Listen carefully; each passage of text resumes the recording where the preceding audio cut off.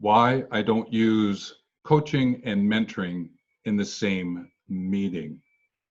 I'm a facilitative mentor, Dr. Stephen Hobbs, and I'm involved with certification of mentors and mentoring, and therefore I lean into the mentoring world more than the coaching. However, there has been a lot of discussion around coaching and mentoring, coaching versus mentoring. And I thought that I would put together a course on it, which led me to making this statement is why I don't use coaching and mentoring in the same meeting.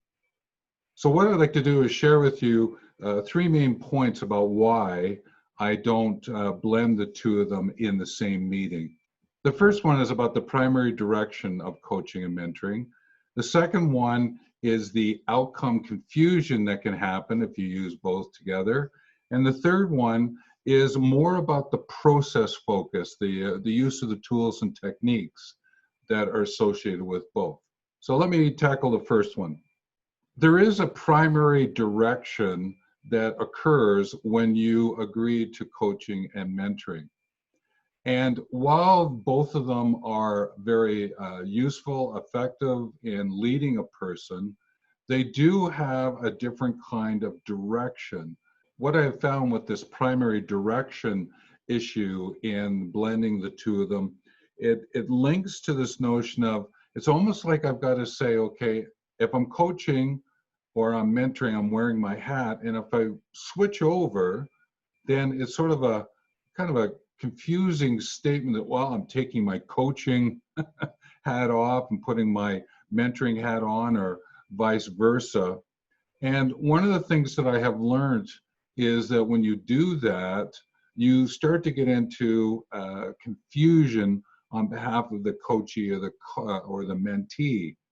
And I've come to understand is that when there's confusion, there's disengagement. And that's not what we're looking for as coaches and mentors.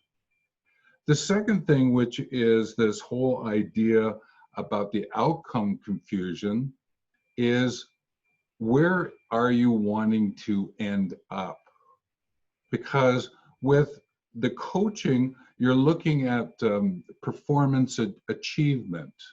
With the mentoring, you're looking at learning and development. Well, I appreciate they're close. They do have a different kind of outcome associated with them. And it's paying attention to what kind of outcome you're looking for in that meeting. And the next thing that I would offer to you is the notion of the process focus. And it's about the use of the tools and techniques that are associated with coaching and mentoring.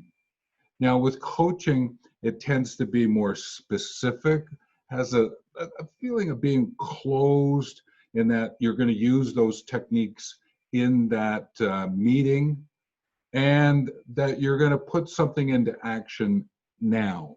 Whereas mentoring has a little bit more of its general, it's more open, because you're not quite sure what the mentee is going to ask questions about. And therefore, the tools and techniques may be brought to another meeting if you need to unfold something for the mentee. So I'm hoping I've given you a bit of an insight there. There's this notion of the primary intention, there is the outcome that you're looking for, and then there are the process, the use of tools and techniques along the way. Now, to help this out, I've actually created a course on coaching and mentoring, and it's found at the link that's below.